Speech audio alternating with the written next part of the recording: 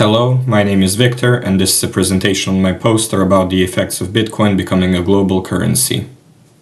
To provide some background, Bitcoin is seen as a digital gold of 21st century, designed to preserve value of money through fixed supply and decentralized nature.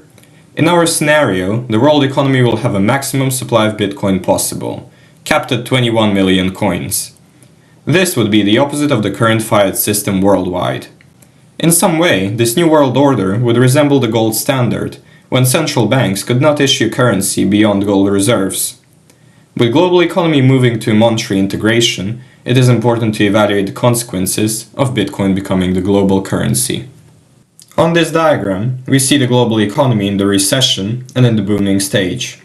Initially, the interest rate will be at 3.5%, and Bitcoin's supply for loans is capped at 21 million coins, explaining the vertical supply curve.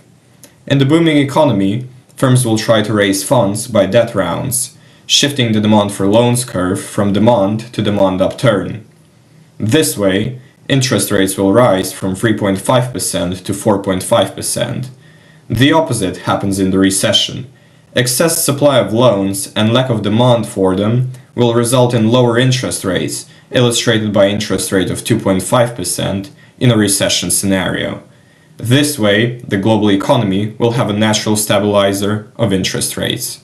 Here, we can see the deflationary effects of Bitcoin. With capped supply, the real value of the currency will be higher in the future. Anticipating lower prices in the future, consumers will save their money for future consumption, resulting in lower MPC. On the diagram, it's labeled as C1. As a result, the AD curve will be less steep, as there is less consumption at all levels of output in the economy.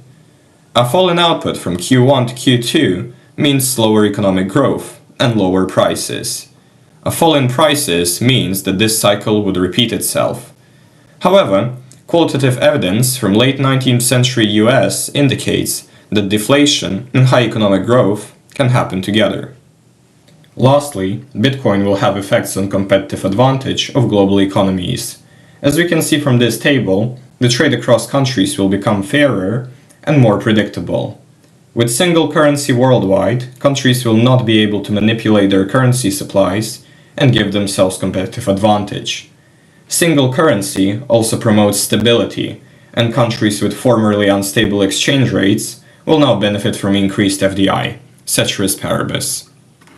Overall, we can conclude that Bitcoin offers long-term price stability, but at the cost of macroeconomic flexibility.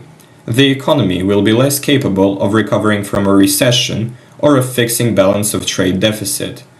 Our judgment as to whether Bitcoin brings benefit to society depends on how much value societies place on monetary sovereignty relative to price stability, as each country has unique circumstances.